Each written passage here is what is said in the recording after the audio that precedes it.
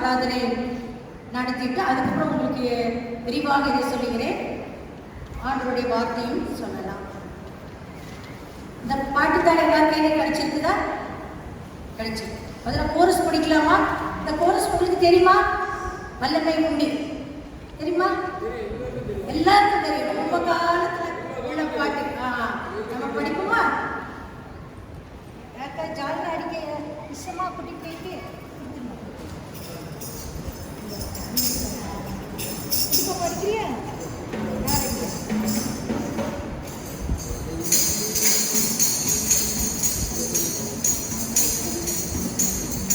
படிக்குமா? ஹல்லேலூயா. வல்லமை உண்டு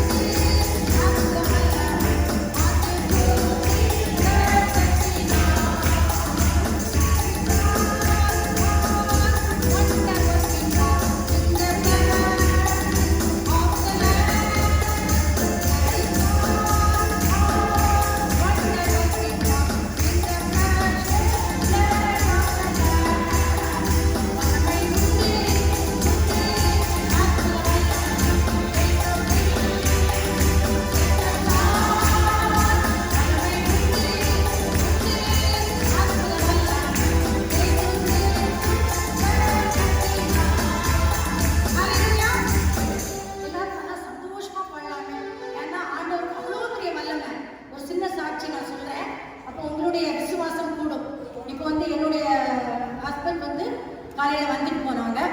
என்னை விட்டுட்டு இன்னொரு சர்ச்சுக்கு போயிருக்காங்க. அவங்க எனக்கு மேரேஜ் முடிச்சு கொஞ்ச நாள் ஆச்சு.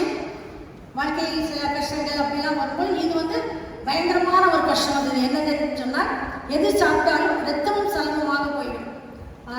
அவர்களுடைய எல்லாமே ட்ரெஸ்ஸு லுங்கி எல்லாமே ரத்தமும் சலனமாக வீடு ஃபுல்லாக. அப்போ அதை எடுத்து துவைப்பதற்கே மிகவும் கஷ்டமாக இருக்கும். ஒரு ஆஸ்பத்திரி மாறி மாறி மாறி பெரிய ஆஸ்பத்திரி கொண்டு போட்டாச்சு.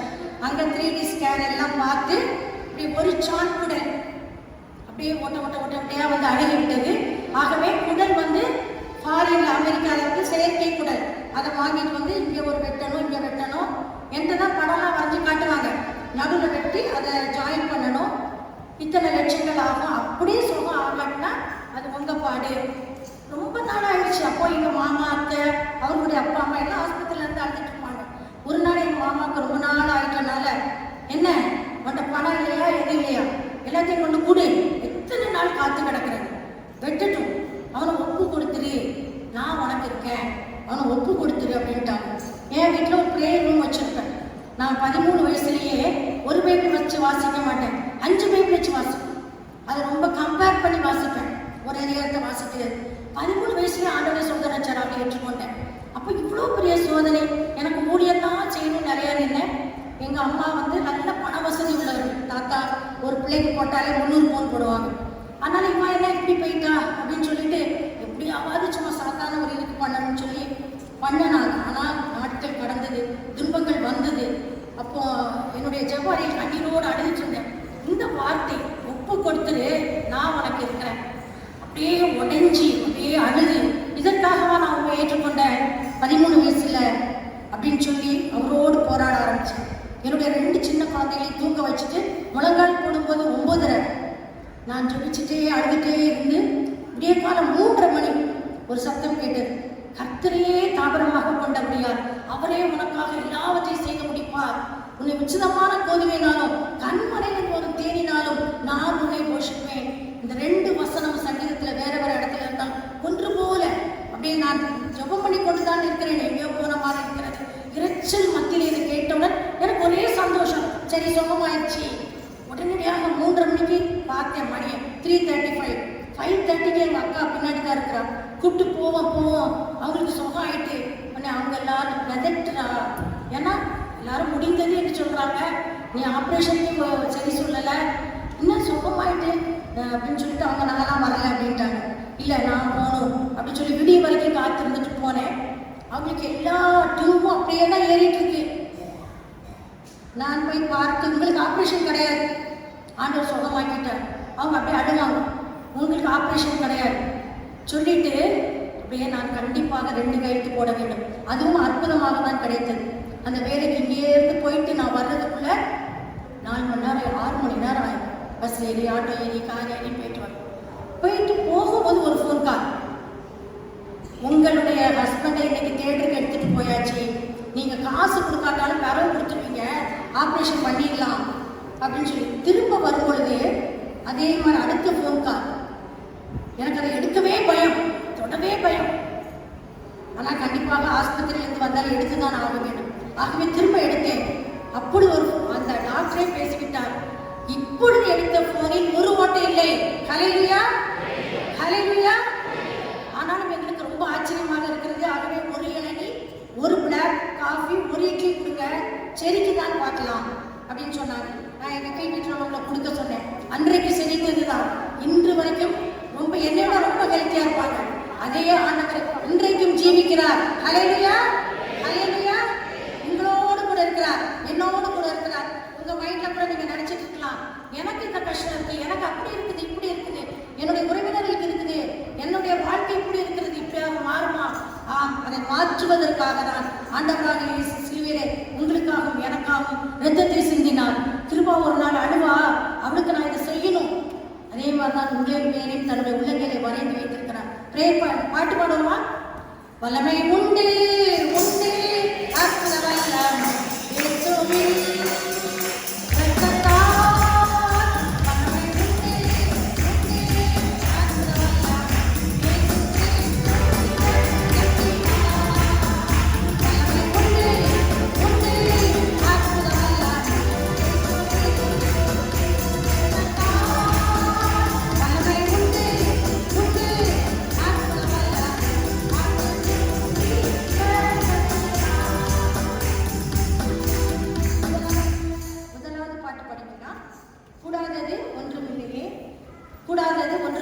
தெரிந்த பாடல் தான்.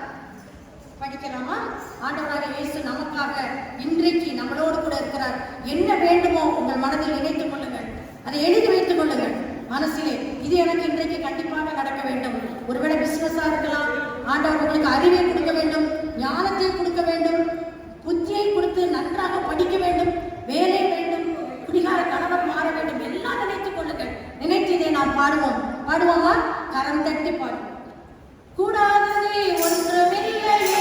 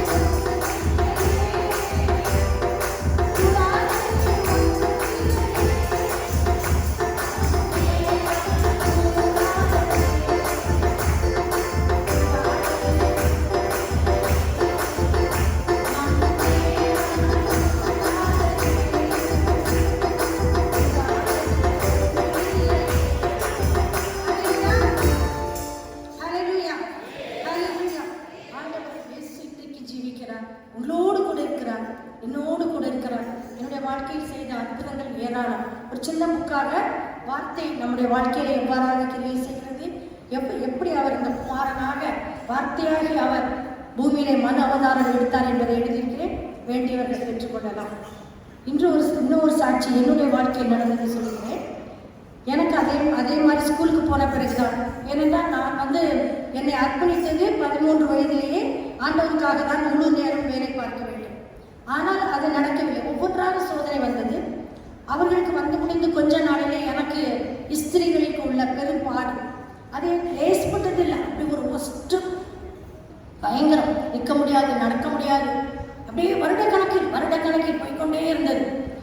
மிகவுமாக மெலிந்து இங்கே உள்ள ட்ரீட்மெண்ட்லாம் எடுத்து கடைசியில் ஒரு நாள் ரொம்ப ரொம்ப பயங்கரமானது. எத்தனையோ ஆஸ்பத்திரி போயாச்சு, எத்தனையோ ஹார்மோன் ஊசி போட்டாச்சு, எத்தனையோ லேக்ஸ் செலவழிச்சாச்சு. வீட்டில் உட்கார்ந்துருக்கும் பொழுது என்னுடைய மாமா பையன் வந்தான். கிருபா, ஏன் இப்படி டெத்து லெவலில் உட்காந்துருக்க, உன்னை யாருமே கவனிக்கலையா அப்படின்னு கேட்டாங்க. சத்தம் சத்தம் கேட்குதா? கேட்குது.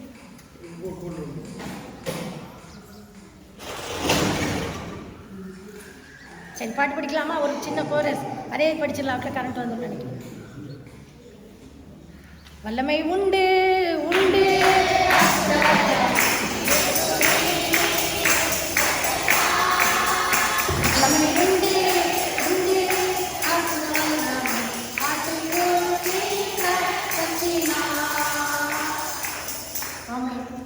அப்போ எனக்கு அப்படியாக ஒவ்வொரு ஆஸ்பத்திரியாக போய் அந்த மாமா பையன் வந்து சென்னை அப்போலோ ஆஸ்பத்திரி, பெரிய ஆஸ்பத்திரி, அங்கே போவோம் வாணி, இங்கே பயப்பட்டு இப்படியாக டெத்து லெவலில் இருக்கிற உன்னை யாரும் கவனிக்கலையான்னு சொல்லி கூட்டிகிட்டு போனாங்க. சரி, அங்கே போயாச்சு. அங்கே போனால் இங்கே உள்ள ட்ரீட்மெண்ட் எல்லாம் தப்பு தான், எல்லா ஹார்மோனும் தப்புன்னு சொல்லி அவங்க வேறு ட்ரீட்மெண்ட் கொடுக்க ஆரம்பித்தாங்க. அதுவும் நாட்கள் கணக்கில் கடந்துட்டே போய் கடைசியில் ஒரு நாள் முடிச்சுட்டாங்க ஆப்ரேஷன். 2 ஓவனையும் எடுத்துடணும், ஒரு யூட்ரஸையும் எடுத்துடணும், அந்த 3 ஆப்ரேஷன் நடந்துடணும் அப்படின்னு சொல்லி டேட் எல்லாம் குறிச்சிட்டாங்க. குறித்து எனக்கு வந்து ஏகப்பட்ட டெஸ்ட் எடுப்பாங்க. ஹார்ட்டில் எடுப்பாங்க, யூட்ரஸில் எடுப்பாங்க, பிளட்டில் எடுப்பாங்க, எல்லாமே எடுத்து ஒரு நாள் குறித்து ஏகலையே கொடுத்துருவாங்க. நான் தான் அதை கொண்டு போகணும். அந்த அப்போலோ ஆஸ்பத்திரி வந்து பெரிய ஆஸ்பத்திரி. அதுக்கு தேட்டர் வந்து 4 தேட்டர். இதை மாதிரி ஃபஸ்ட்டு தேட்டர் பெருசு, அப்புறம் 2வது தேட்டர், அப்புறம் 3வது தேட்டர், 4வது தேட்டரில் தான் வெட்டுவாங்க. யாருன்னா மொதல் 3 தேட்டரையும் அவங்க திரும்ப அதை ஆராய்ச்சி பார்ப்பாங்க. அப்போ நான் முதல் தேட்டருக்கு போகும்போது நினைக்கிறேன், நம்ம தானே ஜோப் பண்ணோம், ஹஸ்பண்டுக்கு ஒரே நாள் ராத்திரியிலேயே வார்த்தையை கொடுத்தாரு, சுகமாயிடுச்சு. எனக்கு வார்த்தையை கொடுத்தாரு. ஒரு நாள் நியூ இயர், உங்களுக்கு சிஎஸ்ஐயில் தெரியும், புது வருஷம் வந்து எல்லாரும் அந்த 11 மணி 11 ஆராதனையில் வெட்டிங் சேலை கட்டி, மஞ்சள் கலர் சேலை கட்டி, அந்த ராத்திரியில் இந்த புது வருஷம் பறக்கிறதுக்கு வந்து உட்காருவாங்க. அப்போ நான் ஆண்டருக்கு நேரே தலையில் உட்காந்துருக்கேன். அப்போ ஆண்டர்கிட்ட கண்ணீரோடு ஜெபம் பண்ணுறேன். ஏன்னா எனக்கு அதுக்கு வரவே முடியாது. நான் வரலன்னு சொல்லி வீட்டில் இருக்கும்போது பிள்ளைங்க கண்டிப்பாக வரணும், அவங்க போயிட்டாங்க, நீங்கள் வரலன்னா புது வருஷமாகவே இருக்காது. அப்போ அந்த மஞ்சள் சரியாக வேறு கட்டணுமே, வேறு சரி கட்ட கூட ஆயிடும்.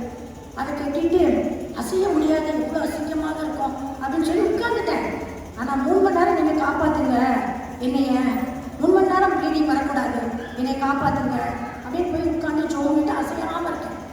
அப்போ ஒரு வசனம், உனக்காக என்னுடைய சரீரத்திலேயே நான் கொடுத்தேனே, மற்ற எல்லாவற்றையும் அல்லாதிருப்பது.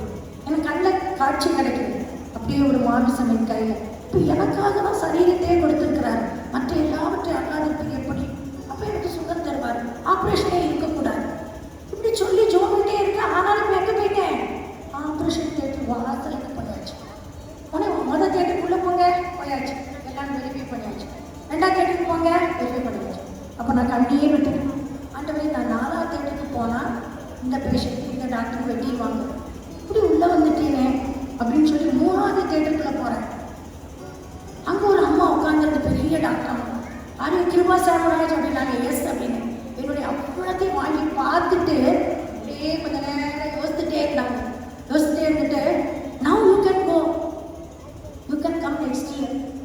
எனக்கு என் காதையே நம்ப முடியல. இப்போ நீ போனா எப்போவா? அடுத்த வருஷம் வா. ஏப்பா என்ன ஒரு விடுதலை, ஆண்டவர் ஆப்ரேஷனும் போச்சுறாரு. அங்கேருந்து 2வது தேட்டருக்கு வந்தேன், முதல் தேட்டருக்கு வந்தேன், வெளியே ஓடி வந்தேன். வெளியே எல்லாரும் இருக்காங்க, சொந்தக்காரங்க எல்லாம். அப்போ என்ன இந்த ஆப்ரேஷனுக்கு பயந்து இப்படிலாம் பயந்து வரக்கூடாது. எங்க அம்மாவுக்கே ஆயிருக்கு அப்படின்னு அவங்க எல்லாரும் திட்டி உள்ள போனோம். நான் வரல, டாக்டரே போக சொல்லிட்டாங்க. அப்போ நான் சொன்ன சும்மா வர முடியுமா, அங்கே கம்ப்யூட்டரில் ஃபில் பண்ணிடுவாங்க, இப்படிதான் நாங்கள் நீ போக சொல்லிட்டோம் அப்படின்னு. நீங்கள் வேணால் கம்ப்யூட்டரில் என் நம்பரை போட்டு பாருங்க. ஹல்லேலூயா. பிரியமானவர்களே, வெளியே வந்தேன். 15 சென்டிமீட்டர் கட்டி காணாமல் போயிடுச்சு, ஷ்ரிங்க் ஆயிடுச்சு. திரும்ப எடுத்த ஸ்கேன்ல 3D ஸ்கேன்ல அதுக்கு அறிகுறியே இல்லை. ஹல்லேலூயா, ஹல்லேலூயா. சந்தோஷமாக பாடுவோமா? அடுத்த பாடல், எலியாவின் தேவன் நம் தேவன், வல்லமையின் தேவன் நம் தேவன், தாசர்களின் ஜெபம் கேட்பார், வல்ல பெரும் காரியம் செய்திருவார். உங்க ஒவ்வொருவருக்கும் ஜெபம் இருக்கும், உங்க ஒவ்வொருவருக்கும் ஏக்கம் இருக்கும், உங்கள் ஒவ்வொருவருக்கும் வேண்டுதல் இருக்கும், ஒவ்வொருவருக்கும் ஒவ்வொரு விதம். எனக்கும் இப்பொழுது கவலை இருக்கிறது, கண்ணீர் இருக்கிறது. நம்முடைய வாழ்க்கை பெட் ஆஃப் ரோசஸ் இல்லை. ஒரு தடவை ஒரு கோலியாக்கி கொண்டாச்சுன்னா அடுத்த தடவை அடுத்த பாடல்கள் வருகிறது. பிரியமானவர்களே, ஒவ்வொரு பாடலாக நாம் கடந்து போக வேண்டும். பாடலாமா? எலியாவின் தேவன் நம் தேவன், வல்லமையின் தேவன் நம் தேவன், எலியாவின் தேவன் நம் தேவன், வல்லமையின் தேவன் நம் தேவன்,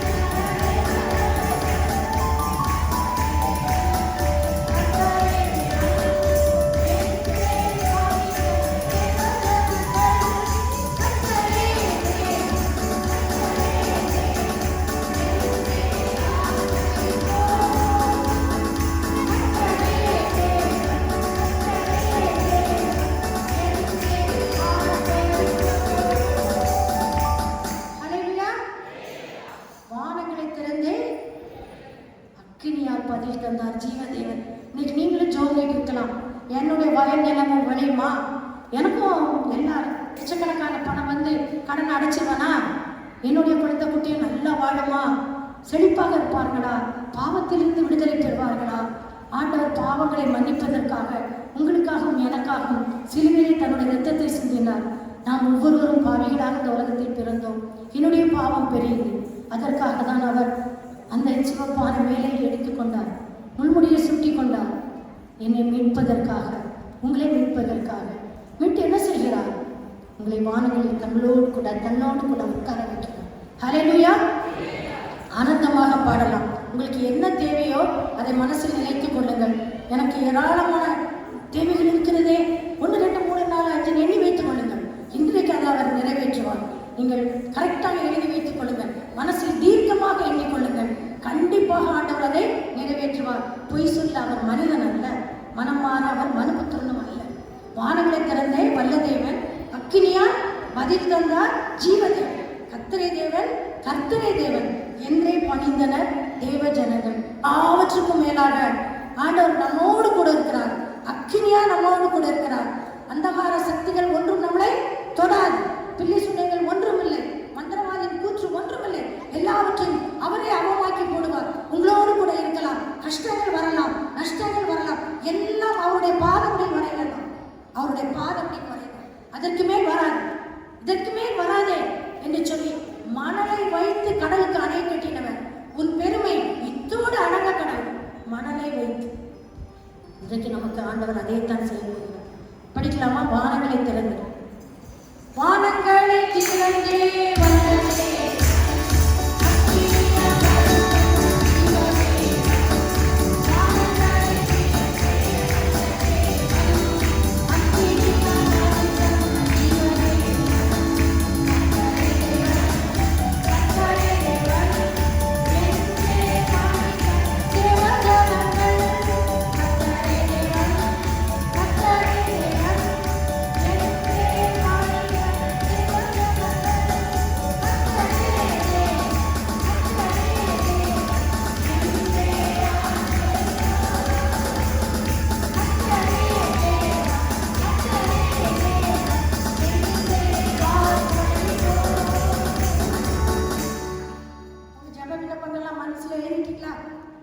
என்னெல்லாம் வேணும் அப்படின்னு சொல்லி தீர்க்கமா எழுதிக்கோங்க.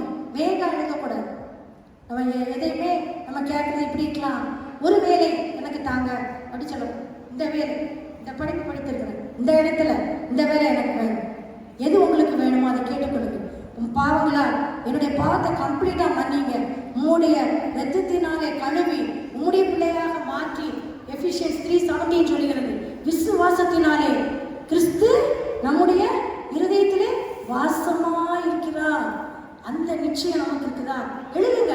எனக்கு அந்த நிச்சயம் இருக்குதா? விசுவாசத்தினாலே கிறிஸ்து எனக்குள்ளே வாசமா இருக்கிறாரா? Justified by faith. எபேசியர் 3:17. இல்லையென்றால் அதை இன்னைக்கு எழுதி கொள்ளுங்கள். எனக்கு அது கண்டிப்பாக வேண்டும் என்று சொல்லி நான் 13 வயசில் எழுதுனதுனால தான் எனக்கு 23 வயசு, 33 வயசு, எல்லா 35, 37 பாடுகள், துன்பங்கள் வரும் பொழுது அதை ஓவர் கம் பண்ணுவதற்கு அவருடைய பரிசுத்த ஆவியானவர் நம்மளோடு கூட இருப்பார், நம்மளோடு கூட பேசுவார், நம்மளோடு கூட நடந்து வருவார். கேட்போமா? 2வது ஸ்டான்ஸா. தேவஜனம் குட்டி சேர்த்த தேவ மனிதன் பலிபிடம் செப்பனிட்டு பலியும் என்றார். பலிபிடம், நாம் தான் பலிபிடம். இன்றைக்கு நம்முடைய இருதயம் ஒரு பலிபிடம். அப்படித்தானே? எப்படி செப்பனிடுவது? பலிபிடத்தை நம்ம எப்படி செப்பனிடுவது? அன்றைக்கு எலியா எல்லா காலையும் வச்சு அடுக்கி, உங்களுக்கு தெரியும் அப்படித்தானே? அடுத்தினாரு, தண்ணி ஊத்தினாரு. எத்தனை கூட ஊத்தினாரு? இத்தனை கூட தண்ணி ஊத்தினாரு. உங்களுக்கு ஒரு சின்ன கேள்வி. அப்போ அசைன்மெண்ட் தான் முடிகிறதுக்குள்ள பாதிச்சு எத்தனை குடங்கள் தண்ணி ஊத்தினார்? அப்படியே 6 மாதிரி போயிடுச்சு. சொல்லுமா, நீ சொல்றியே கரெக்டா? 12 குடம். Very good. உங்களுக்கு ஒரு கிஃப்ட் ஒன்று கொடுக்கும். 12 குடம், 4 குடமா 3 தடவை. அப்போ அப்படி பெரிய குடம் எல்லாம் தண்ணி சுத்திருச்சு. மேல இருந்து அக்கினி வந்து எல்லாத்தையும் பச்சிடணும். அவங்களுக்கு பச்சிக்கவே இல்லை. உங்களுக்கு தெரியும், காலையிலேருந்து சாயங்காலம் வரைக்கும் கூப்பிட்டு இவர் ஒரே ஒரு வார்த்தை சொல்லறார். அக்கினி வந்து அவ்வளோத்தையும் படிச்சு விட்டுட்டு அதைத்தான் உங்களுக்கு செய்வார். நம்ம இருதயமாகிய பலிபீடத்தில் செப்பனிட வேண்டும். எவ்வாறாக செப்பனிடுவது? ஆண்டவரே, உங்க இரத்தத்தினாலே என்னை கழுவுங்க. இந்த 40 நாள் நம்ம அதைத்தான் மிகவும் அதிகமாக தியானிக்கிறோம். என்னை உம்முடைய பிள்ளை, கிறிஸ்துவானவர் என் இதயத்தில் வாசமா இருக்கிறார். அந்த விசுவாசம் இருக்கிறதா? அந்த நம்பிக்கை நமக்கு இருக்கிறதா? இன்னொரு தடவை படிக்கலாமா அந்த ஸ்டான்ஸாவே? தேவஜன குட்டி சேர்ந்த தேவமாய்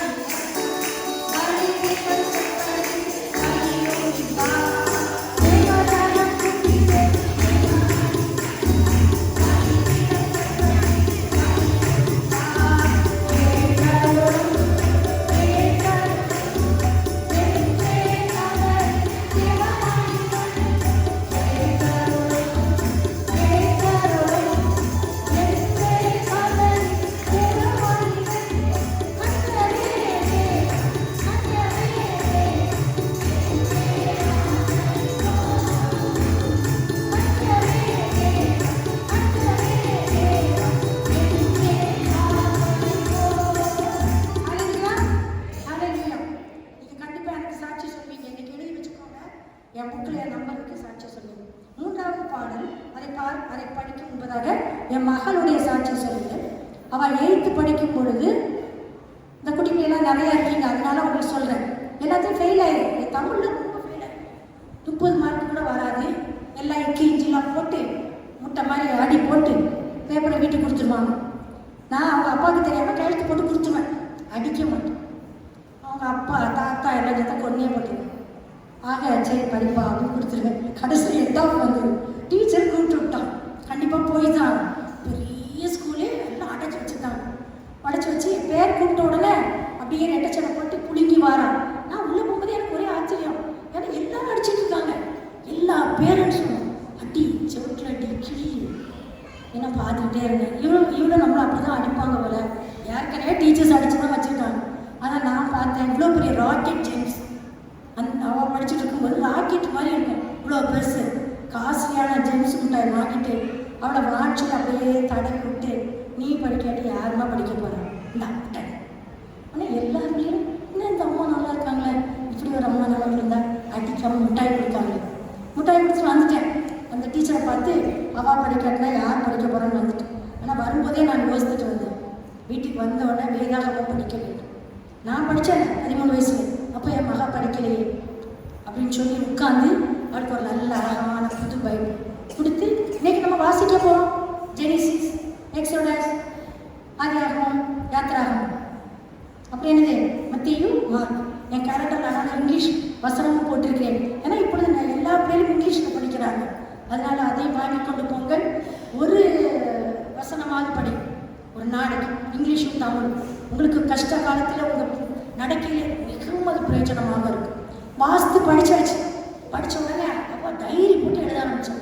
என்னடா இப்போ இப்படி டைரியை போட்டு எழுத, எனக்கு நிறையா வேலை, மாமாவை பார்க்கணும், அத்தையை பார்க்கணும், ஊர் வரதெல்லாம் சுற்றணும், இதே படி. அப்போ நான் ஜோம்னேன், எனக்கு ப்ரைஸ் கிடைக்க வேண்டாம், ஆனால் அவளுக்கு கண்டிப்பாக கிடைக்கணும். நிறைய டவுட்லாம் கேட்பான். எனக்கு நிறைய ஹாப்பி. ஃபஸ்ட்டு பரிச்சு எழுத போயிட்டோம். பரிச்சு அவளும் எழுதுறேன், நான் இங்கேயும் பாக்கெல்லாம் போட்டு எழுதலை, நல்லா தான் எழுதுறேன். ஆனால் எனக்கு ப்ரைஸ் கிடைக்கல, அவளுக்கு ப்ரைஸ் கிடைச்சிட்டு. ஹல்லேலூயா. அதே மகா 10th வரும்போது 4 சப்ஜெக்ட்ல 100 out of 100. ஹல்லேலூயா. அந்த மட்டும்தான் குறையும். அவள் ஃப்ரெண்டு தான் ஸ்டேட் ரேங்க் வாங்கினான். 12 மார்க்ஸ் தான் வித்தியாசம். ஹல்லேலூயா. அப்புறம் 12th எடுத்துக்கிட்டிங்கன்னா 200க்கு கட் ஆஃப். இப்போ 12th படிக்கிற பிள்ளைக்கு இப்போல்லாம் மார்க்கு அப்படியே சப்பையாக போயிட்டு. அப்போல்லாம் ரொம்ப நல்லா இருக்கும். இப்போ 600ங்க 100ங்க இவன் ஓப்பன் புக் டெஸ்ட்டுன்றான். அதெல்லாம் நம்மளுடைய எஜுகேஷன் கீழாக இருக்குது. அப்போ ரொம்ப நல்லா இருக்கும். 200க்கு 198 கட் ஆஃப். அவ்வளோ மார்க் வாங்கியிருந்தான். ஹல்லேலூயா. ஆண்டவர் தான் ஞானம். அவரே நமக்கு ஞானம், அவரே நமக்கு பொக்கிஷம். இன்னைக்கு நீங்கள் ஒரு தீர்மானம் பண்ணிக்கோங்க, கண்டிப்பாக நான் வேதம் வாசிப்பேன். உங்களுக்கு உள்ளே வரும்பொழுது ஒரு தாள் கொடுக்கப்பட்டு இருக்கும். 1 வருடத்தில் வேதாகமம் வாசித்து முடிக்கலாம். அதை டிப் பண்ணுங்க. குட்டி பிள்ளைலாம் கண்டிப்பாக டிப் பண்ணுங்க. ஒரு நாளைக்கு 5 அதிகாரம், ஒரு நாளைக்கு 3 அதிகாரம் வாசிக்க பிரியமானவர்களே. வார்த்தையினாலே உலகத்தை படைத்தவர், அந்த சராசரத்தை படைத்தவர் உங்களோடு கூட இருக்கிறார். இத்தனை பெரிய கிருபை யாருக்கு கிடைக்கும்? இத்தனை பெரிய ஸ்லாக்கியம் பெற்ற ஜாதி நம்மள மாதிரி வேற யார்? வெளிச்சம் உண்டாக கடவுளை என்று சொன்னோம், வெளிச்சம் உண்டாயிற்று. வார்த்தை வார்த்தை வார்த்தை. அவர்தான் மாம்சமாகி இயேசுவாகி நமக்குள்ளே உலாவினார். இன்றைக்கு உங்களோடு கூட இருக்கிறார். அதை வாசியுங்கள், வாசியுங்கள் பிரியமானவர்களே, வாசியுங்கள். ஹல்லேலூயா. அவளுக்கு அப்புறம் நன்றாக வேலை கிடைத்தது, நன்றாக இருக்கிறது. இருக்கிறார். நீங்களும் அதே மாதிரி வாசியுங்கள். ஆதியாகமம், யாத்ராகமம், எண்ணாகமம், லேவியராகமம் வாசியுங்கள். மோசேயின் அதிகாரத்தை மோசேயினுடைய கோலுக்கும் ஆரோனுடைய கோலுக்கும் என்ன வித்தியாசம்? வாசியுங்கள் பிரியமானவர்களே. அடுத்த பாடல் படிக்கலாமா? பாவங்கள் போக்கவே சாபங்கள் நீக்கும் பூலோகம் வந்தாரே. எல்லாரும் நல்லா கைத்தட்டி போடுங்க. உங்களுக்கு தெரிஞ்ச மாதிரி பாட்டு தான் போட்டுங்க. பாவங்கள் போக்கவே சாபங்கள் நீக்க மனிதரை மீட்க பரலோகம் கேட்க சிலுவை சுமந்தாரையா. பாவங்கள் போக்கவே சாபங்கள் நீக்க பூலோகம் வந்தாரையா. மனிதரை மீட்க பரலோகம் கேட்க சிலுவை சுமந்தாரையா. கண்ணீரை துடைத்தாரையா. சந்தோஷம் தந்தாரையா. கண்ணீரை துடைத்தாரையா. சந்தோஷம் தந்தாரையா. எந்தனக்கே இயேசுவே, எந்தனக்கே இயேசுவே,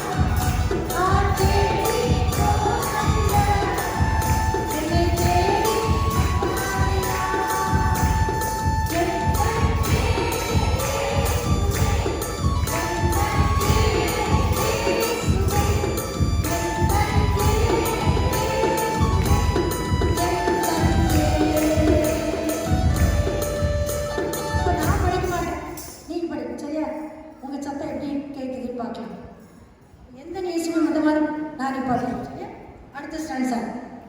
நமக்கு உலகத்தில் தாயெல்லாம் கூட மறந்துடலாம், தந்தை கூட மறந்துடலாம், உற்றார் வெறுத்துடலாம், நண்பர்கள் கூட வெறுத்துடலாம், நமக்கு கஷ்டம் வரப்படும்.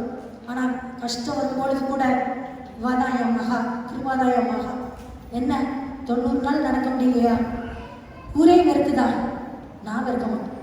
தூக்கிட்டு போவேன், அவளை தோலை தூக்கிட்டு போவேன். படிக்கலாமா? தாய் உன்னை மறந்தார், தந்தை உன்னை மறந்தார்.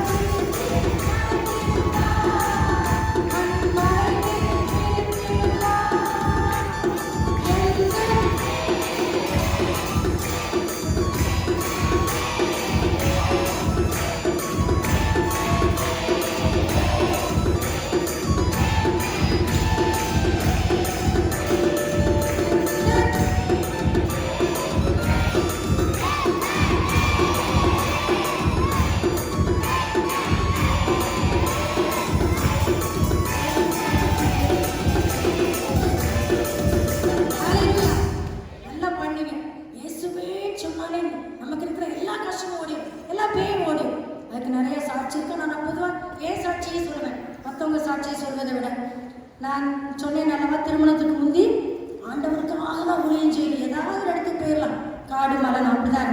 ஆனால் எங்கள் வீட்டில் விடலை. சரி ஏதோ ஒன்று போட்டாச்சு. ஆனால் கடைசியில் என்னையும் வேலை பார்க்கணுன்ட்டாங்க. அவங்க வேலை பார்த்தது மட்டும் இல்லை, நீனும் வேலை பார்க்கணும். ஏன்னு சொன்னால் இவர்களுடைய தம்பி திருச்சியில் அந்த காலம் 2 லட்சம் ரூபாய் டயசிஸ்க்கு கொடுத்து வேலை வாங்கிட்டாங்க. அந்த காலம் 2 லட்சம்னா இப்போ 50 லட்சம். அப்போ பவுனே 1800 ரூபாய். இப்போ பவுனே 50 மேலே போயிடுச்சு. இப்படி லஞ்சம் கொடுத்து வேலை வாங்கிட்டாங்க. எனக்கு ஒரே ஆச்சரியம். அவர்கள் எல்லாரும் பூர்வீகமான கிறிஸ்தவர்கள். அப்போ நான் ஜெபம் பண்ணேன், அப்பா எனக்கெல்லாம் கொடுக்கவே மாட்டேன். எங்கள் மாமா முதல்ல ஏன்ட்ட கேட்காண்டா, வேலை பார்க்கணும், நீ வேலை பார்க்கணும். கடைசி எங்கள் அப்பா கிட்டே விட்டாங்க, நீங்கள் வேலை வாங்கி கொடுப்பேன்னு சொன்னீங்களா? நான் நினச்சேன் நான் இங்கே வேலை பார்ப்பேன்னு. நான் தான் ஊழியர் சேவைன்னு சொன்னேன். அப்படியே மாற்றி வேலை பார்க்கணும். அப்போ எங்கள் அப்பா ஒரு நாள் என்கிட்ட வந்தாங்க. எங்கள் அப்பா ஹார்ட் பேஷண்ட். அப்போ திரும்ப என்ன பிரச்சனை? அப்போ என்னுடைய மகள் 8th ஸ்டாண்டர்ட், திருமணமாகி 15 வருஷம். என்ன பிரச்சனை திரும்ப? நான் சொன்ன பயப்படாதீங்க, நீங்கள் ஹார்ட் பேஷண்ட்டு, அப்புறம் நான் அனாதை ஆயிடுவேன், ப்ரேயர் ரூம் வச்சுருக்கேன்ல, நம்ம ஜெபம் பண்ணுவோம் அப்படின்னு சொல்லிட்டு ஜெபம் பண்ண ஆரம்பிச்சேன். நீங்கள் ரொம்ப ஆச்சரியப்படுவீங்க. ஒரு தரிசனம், இது ஒரு நாளில் நடக்காது. நான் பண்ணிகிட்டே இருந்தேன், சீக்கிரமாக சொல்லி. அப்போ இலவசம் மேலே தெரியுது. அதுலேருந்து 8ஆம் புக்கு, 9ஆம் புக்கு, 10ஆம் புக்கு வானத்துலேருந்து வருது. அதில் சயின்ஸ் அறிவியல் எழுது. அது நிறைய பிக்சர்ஸ்லாம் இருக்குது. அப்போ எங்கள் அப்பாட்ட போய் சொல்கிறேன். அப்போ எங்கள் அக்கா கூட இருந்துட்டு, அவள் பிள்ளை 8ஆம் படிக்குது, 9ஆம் படிக்கும், 10ஆம் படிக்கும். அப்போ எங்கள் அப்பா சொன்னாங்க, இது என்ன, அவள் என்னை 10ஆம் படிக்க போகிறா, இது இவளுக்கு அதான் அறிவியல். இவள் தமிழ் மீடியத்தில் படித்தனால அவங்க மாமா வேலை வேணுங்கிறனால வேலை கிடைக்க போகுது. ஹல்லேலூயா. ஒரே வாரத்தில் தான் 2 டயசிஸ்க்கும் சண்டை வந்துட்டு. எப்படி அற்புதம். ஹல்லேலூயா. அவர் தான் சர்வ வல்லவர். திருவாவுக்காக தூத்துக்குடி டயசிஸும் திருநெல்வேலி டயசிஸ் சண்டை போட்டு பிரிஞ்சு யார் இத்தனை வருஷம் லைனில் இருக்கா? நான் திருவாதான். வா இந்த அவனுக்கு வேலை வரையா சாயர்புரம். எங்கள் அப்பா ஊர் சாயர்புரம் தான், அம்மா ஊர் நடுவு பிடிச்சிட்டான். எனக்கு ஒரே ஹாப்பி. சரி இப்படி தருவா, நான் போகிறேன். எனக்கு முதல் புக் கொடுத்தாங்க.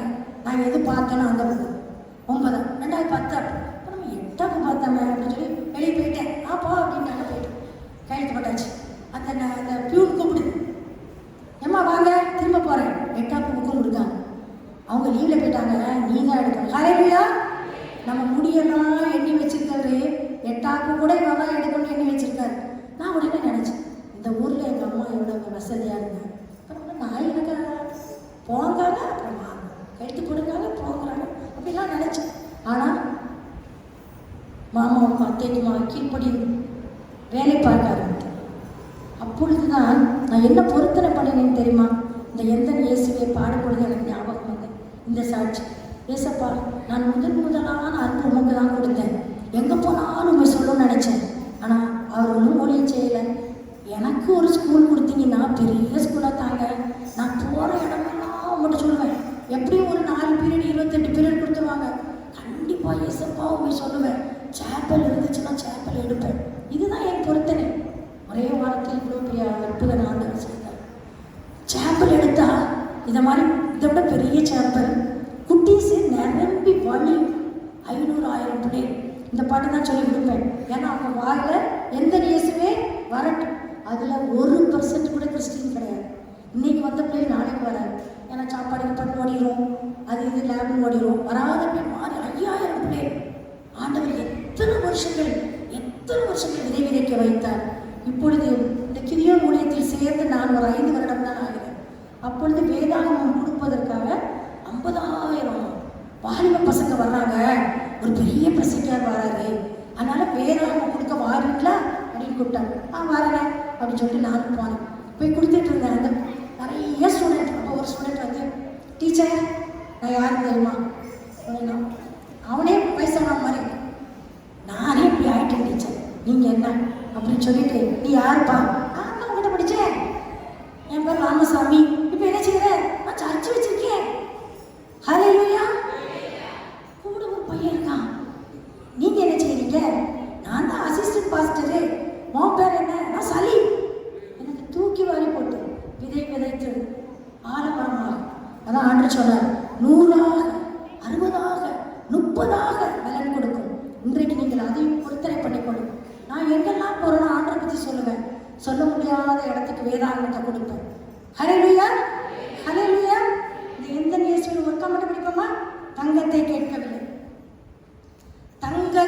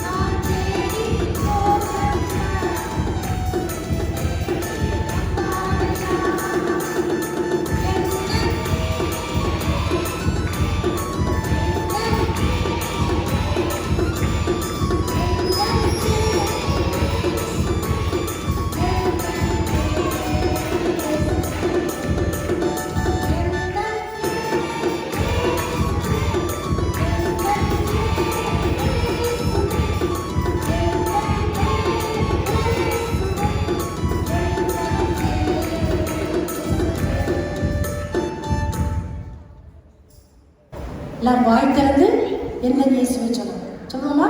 உங்கள் கஷ்டத்தெல்லாம் பறந்து போயிடும். பவுலை ஷீலாவும் ஆண்டோடைய பிள்ளைகள் தான். ஆனால் அவங்களுக்கும் கஷ்டம் வந்து எங்கே போட்டுட்டாங்க? சரச்சாலையில் கெட்டி விட்டாங்க. அவங்க என்ன பண்ணினாங்க? துதிச்சு பாட்டு பாடினாங்க. அப்போ என்ன பண்ணது? சிறைச்சாலையின் கதவு தானா திறந்துருச்சு, கட்டுகள் அவிழ்ந்துருச்சு. இன்னைக்கு நம்மளுடைய கட்டுகள் அவிழ வேண்டுமா? சிறைச்சாலையின் கதவு போல இறுக்கமான கதவு எனக்கு இருக்கிறது, பூட்டி வைத்திருக்கிறது. இது யார் திறப்பா? அப்பா, இவ்வளவு இருதய கடினமா, இவ்வளவு மோசமானவர்களா? எல்லாவற்றையும் திறக்கிறவர் யார் தான்? ஆண்டவராகிய இயேசு கிறிஸ்து. ஆண்டவராகிய இயேசு கிறிஸ்து. இன்னும் ஒரு தடவை கோரஸ் மட்டும் படிக்கலாம். எந்த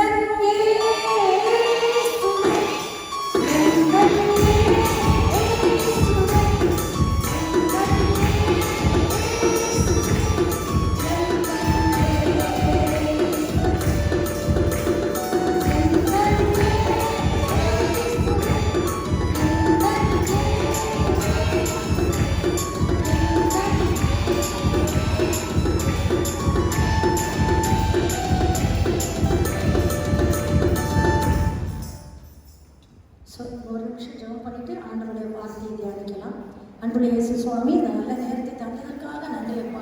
உண்மை நோக்கி பாட அப்பா, துதிக்க நீ தந்த கிருபைக்காக கோடி நன்றி, கோடி நன்றி அப்பா, கோடி நன்றி. இன்றைக்கு வந்திருக்கிற ஒவ்வொருவருக்கும் இருதயத்தில் என்ன இருக்கிறது என்பதை நீர் தான் அறிந்திருக்கிறேன். நான் முகத்தை தான் பார்ப்பேன், மனுஷன் முகத்தை தான் பார்ப்பான். வெளிப்படமாக பார்த்து யாரெல்லாமோ எப்படி எல்லாமோ ஜட்ஜ் பண்ணுவார்கள். இல்லையா? ஆண்டவரே ஏசப்பா, எனக்காக பிறந்தவரே, எனக்காக உயிரை கொடுத்தவரே, இவர்களுடைய இருதயங்கள் எல்லாவற்றையும் அறிந்திருக்கிறவர், அவருடைய தேவைகளை அறிந்தவர். இன்றைக்கு நீங்கள் தேவைகள் எல்லாவற்றையும் நிறைவேற்றுங்கப்பா. எப்பேற்பட்ட காரியங்களாக இருந்தாலும் இருப்பு கதவுகள் திறக்கப்பட்டப்பா, கட்டுகள் அவிழ்ந்து போட்டு ஏசப்பா. பாடையை தொட்டவுடன் உயிர்த்தானே எல்லா வியாதியும் அவிழ்ந்து போட்டுமப்பா. எந்த வியாதியாக இருந்தாலும், பிரஷர் வியாதியா போட்டு ராஜா, இருதயத்தில்